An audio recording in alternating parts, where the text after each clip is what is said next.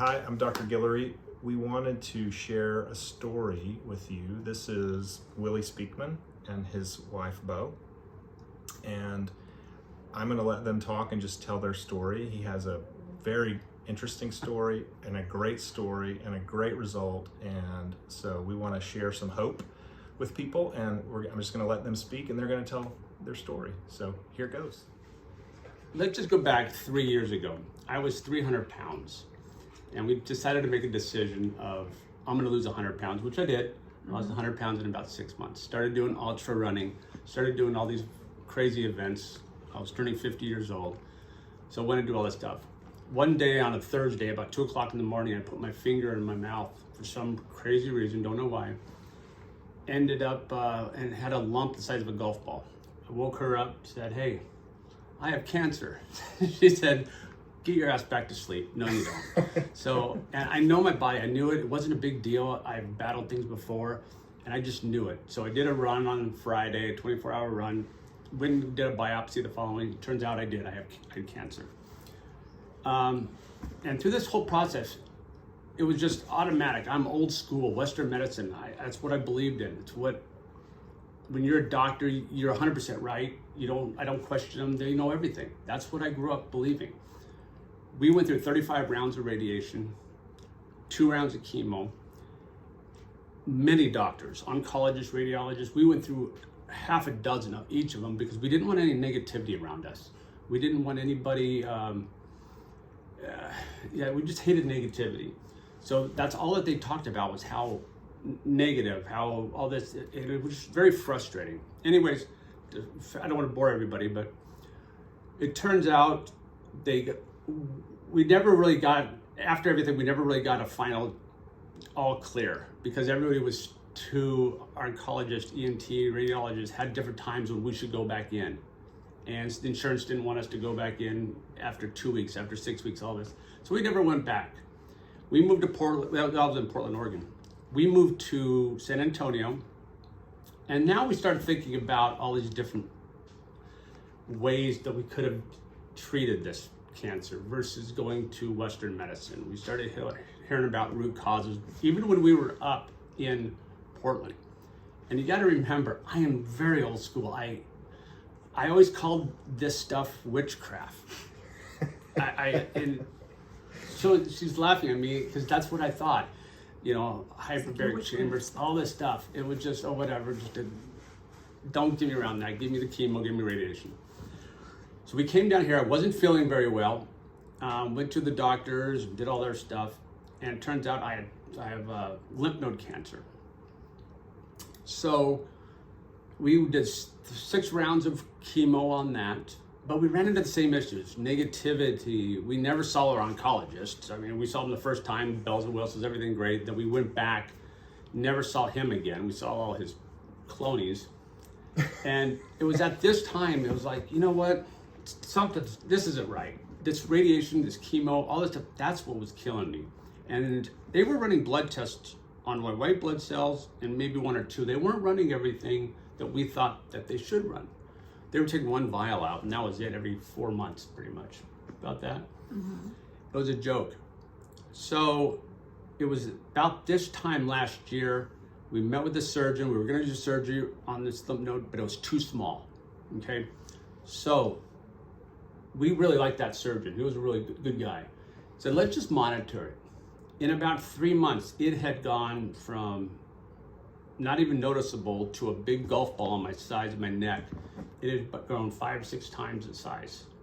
It had grown so big that they couldn't do surgery, or surgery was almost inoperable because it was wrapped around my jugular. At this time, I was so frustrated with the whole system, we decided to go to Dr. Root. I call him Dr. Root, Dr. Guillory. And it got to the point where when you go to the doctor's office, we would fill out 1 piece of paper.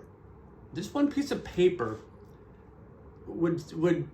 they thought this was a Bible, I guess. I don't know, but they wanted all a questionnaire. I was putting joke around because I'm a smart ass. I was putting stupid things on this to see if they ever read it. And they never read it. I would put the stupidest thing, Bugs Bunny, and all this stupid stuff on this thing. They never read it. When we met Dr. Guillory, we had to do what, 36 pages? I don't know, it was a lot. It took over 2.5 weeks. That's took a how while. detailed it was. And when we met I with was him, asking Will, I said, so when you were a baby, did your mom breastfeed you? He's like, I don't know. I said, that's a question on the questionnaire. and it got, yeah, and it was, these questions were so in depth, it was just an eye opener. It was like, and then when we met with Dr. Guillory, we weren't a number. He treated us like human beings. Like you weren't a 50-year-old male with HPV positive cancer. You were No, Willy Speakman that had happened to have.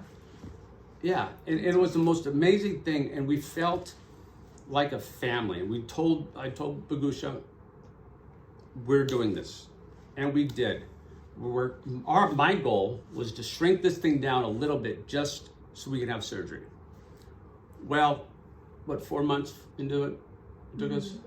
4 months, whatever Dr. Guillory told us to do, we did. Our diet, everything. We did it to the T, hoping we could shrink it down. Well, after the mistletoe, I think we were supposed to wait 9 months. Yeah, high dose mistletoe to induce fever. Oh yeah, the fever, that's another story. Won't get into that. But I was very impressed because I never had a fever. Well, it turns out that's a bad thing. So he gave me a fever of 106.2. That was fun. But we did it, and I started feeling better. Really, I mean, we did we didn't do the hyperbaric. We did the cold therapy, magnets, all this stuff. And through the whole time, we never talked about cancer. We were talking about, I remember him telling us deficiencies in toxicities. And that made total sense. It's like he's going after, I mean, the blood tests were, I think the last one I did was, every month we do it on 47 vials they took, which was awesome. I didn't have any blood left. But he did this, and he was going every single month or week based on those numbers, which the other doctors were telling us, no, it's not going to work. All we need is the white blood cells and this and that. All right, gentlemen. Well, the big difference is that with roots causes, it's the treatment plan is designed for you. For you, exactly. What your deficiencies and toxicities are, whereas the standard of care, it's just you put into a box and you get that treatment whether it works for you or not, just because you have that type of cancer. And going back to that, I just want to say that one of the questions that we asked before the whole treatment started was, I emailed the doctor and I said, are there any other options that we have besides this chemo and the radiation? And I said maybe some more holistic, more natural stuff. I never heard back. It was just done. The only thing that we were told that they would do 2 sessions of chemotherapy instead of 3, because he is young and very healthy, so he can handle the amount of drugs that they're putting into him. So they just moved it to 2 sessions. And same thing with radiation, 35 instead of... Yeah. So we came here, started here, we did everything what Dr. Root told us to do. And I remember one day he said, bring Will in because I think I saw something on his neck. Or maybe a shadow, we didn't know. And so we came in on a Tuesday, and we had to drive. I drove up on Thursday to Dallas. 6 hours it took me to get there. Did the scan, which was awesome, because I'm very claustrophobic, and that experience was great. They were very great up there in Dallas. Monday we get the results. All the results, and remember, we were trying to shrink this thing down to do surgery, or I was. We got the results, and the results are very detailed. I mean, I had a hernia in my belly button, and they talked about that like a page long. And then when I got the lymph nodes, it was 2 sentences. And it's like, oh, crud, this is not good. Called Dr. Guillory, say, what's going on? He said, let me look into it. That was at 10 o'clock on Monday, 10 o'clock on Tuesday. That was the longest 24 hours of our lives. He called back and says, well, there's no trace of cancer in your body, of the tumor. I'll tell you what, my eyes are still leaking because of that. To go from, and all of our oncologists, radiologists said this stuff wouldn't work.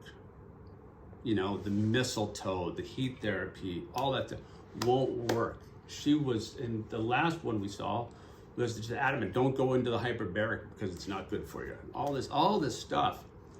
And when Dr. Guillory said we were all clear, you know, I wanted to come and give him a big hug for one, but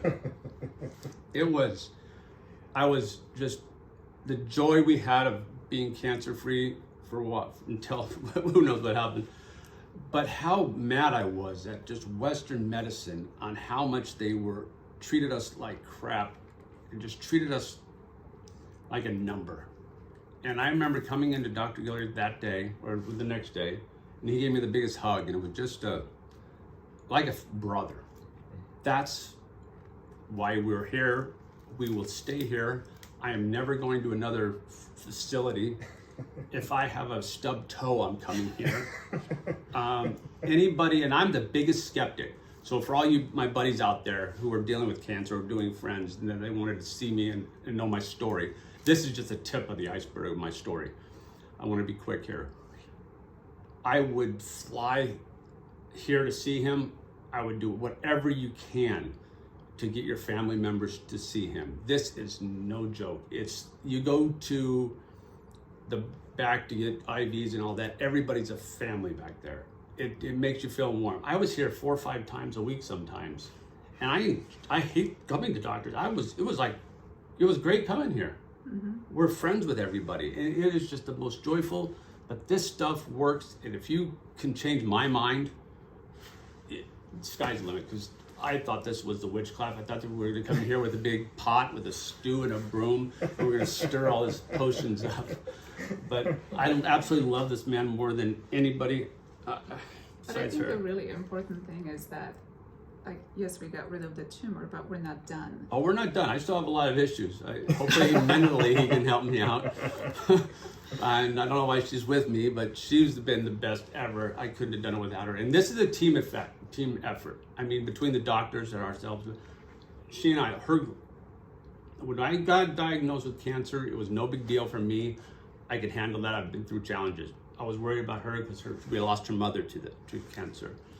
But this is a team effort. My job was to get better. She dealt with everything else. And it's really fun to deal with insurance and pharmacists and all of that stuff. So, yeah. Well, let me thank you. Yeah, I mean, thank you. Hell, I wouldn't be here if it weren't for you. I mean, literally. Thanks for telling your story. It's hard to do, and this is a great story. And, you know, you say it much better than me, but we're all in the same boat. Like, we are all patients. I was a patient before I was a doctor, and it's the reason why I'm a doctor. And that's the team that I'm building, and the community that we're building here is people that understand we need each other. You got to have somebody in the boat with you. Oh, yeah. You really need more than one person in the boat with you. And then briefly, I just want to talk about fever, because fever freaks people out. But some of the great fathers of medicine, both Paracelsus and Hippocrates, both said, give me the ability to give a person a fever and I can cure any disease. Now, that they were being hyperbolic, because that's not entirely true. But our body is this wonderful, magical, mysterious creation with an incredible ability to heal. And when you treat both symptoms and causes, so tumors are symptoms, you have to treat the tumor. But when you treat both symptoms and causes, people can get well. They do get well. And we have a man right here who's proved it to me. Yeah. So thank you again. No, thank you. I mean, literally. And I grew up thinking, I got a fever. This is the worst thing. I'm gonna take NyQuil. I'm gonna take all this stuff to max. You know. I know he was so proud of himself. Like when you asked, like, when was the last time you had a fever? He's like, oh, 92 when I had the, whatever. And you're like, oh, that's not good. Yeah. That's when I knew that when you said it was not good, I knew we were onto something. It's like, wait a minute, I've been thinking all wrong. Yeah. Well, thank you again.